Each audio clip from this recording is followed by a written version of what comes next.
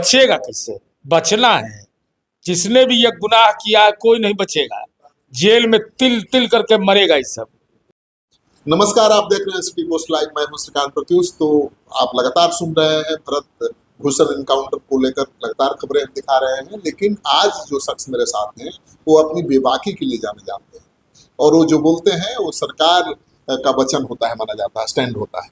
आप तो बेबाकी के लिए ही जाने जाते हैं। आपने कहा भी है कि सरेंडर करने के बाद गोली नहीं चलानी चाहिए थी।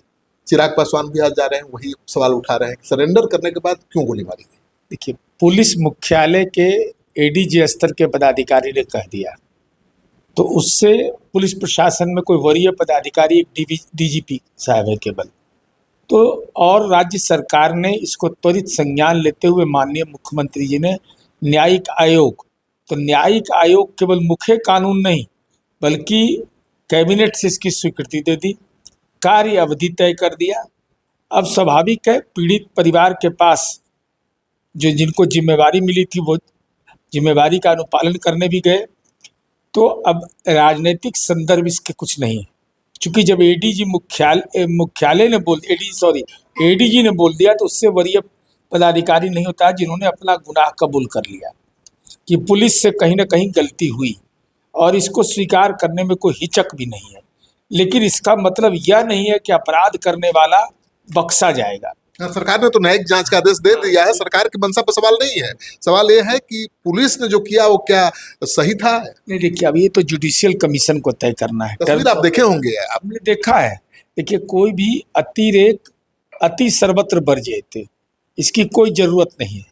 और लेकिन इसका मतलब यह नहीं है कि अपराधी गुंडा लोफर सर चढ़ करके बैताल जैसा घूमे। बिहार के अंदर में मैं पैर में भी गोली लग रहा था, इस उम्मीद के साथ अपराधी शिकार हो रहे थे कि हमको दिव्यांग पेंशन मिलेगा। बताइए तो, ये दिव्यांग पेंशन मिलेगा इस सबको?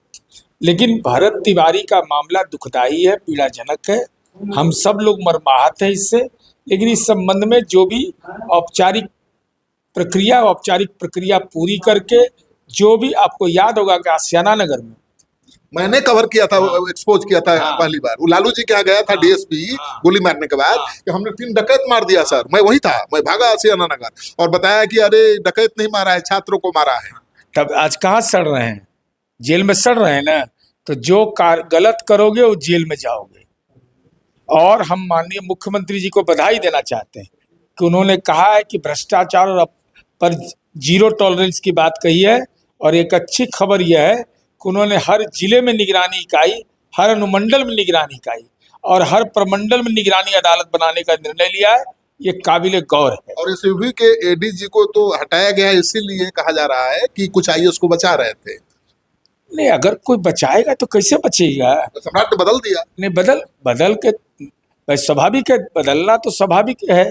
अब किन कारणों से बदला मैं नहीं जानता, लेकिन भ्रष्टाचार पर प्रहार हम माननीय मुख्यमंत्री जी से अनुरोध करेंगे, काम इससे नहीं चलने वाला है। एक कदम और आगे बढ़िए, इन भ्रष्टाचारियों का और अपराधी गुंडा लोफर की संपत्ति जब्त करिए और जब्त करके एक शिलालेख लगाइए वहां कि कहाँ से संपत्ति आया, और उसको अनाथालय बनवाइए, जननायक कर्पूरी ठाकुर छात्रावास बनाइए।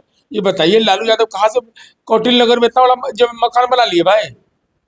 एक विधायक को 1.5 कट्ठा मिलता है, सब हड़पाए नमक दान में कैसे ट्रांसफर हो गया वो जमीन? बाइलॉज में कहता नहीं है, बाइलॉज का प्रावधान है कि वो ट्रांसफर नहीं हो सकता है। अच्छा नीरज बाबू, आप क्यों लालू जी पर ही सवाल उठाइएगा कि अपनी सरकार के मंत्रियों पर भी? क्योंकि घोटाला हुआ, चारा घोटाला, तो लालू जी जेल गए कि नहीं? लेकिन अभी जो घोटाले सामने आ रहे हैं उसमें कहाँ किसी मंत्री पर, किसी बड़े अधिकारी पर उंगली उठ रही?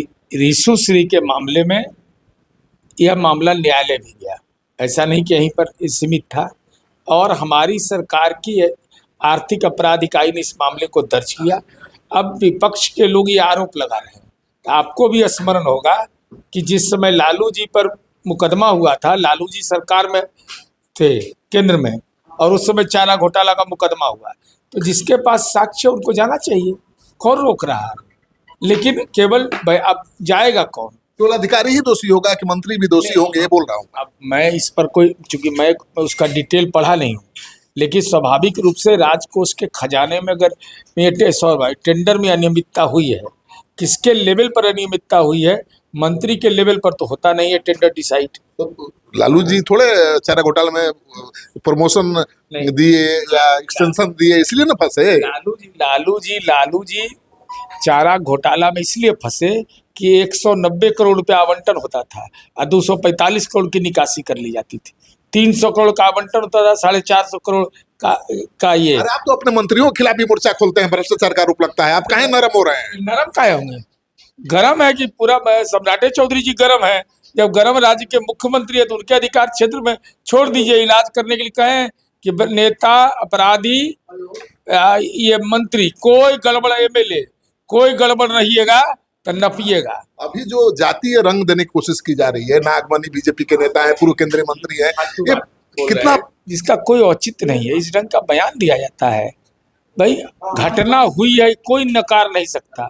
घटना दुखद है, इसको भी कोई नकार नहीं सकता। अगर गलत नहीं हुआ तो माननीय सम्राट चौधरी ने जुडिशियल कमीशन कैसे बना दिया, और जुडिशियल कमीशन बनाया तो जिम्मेवारी कैसे तय कर दिया, कैबिनेट से स्वीकृति क्यों दे दी। अब इतना होने के बावजूद अगर नागमणि जी को अभाव है जानकारी का तो भगवान ने उनको मदद। सम्राट चौधरी के समर्थन में खड़ा हो रहे हैं। अरे भाई समर्थन में आप किसके खड़ा हो रहे हैं?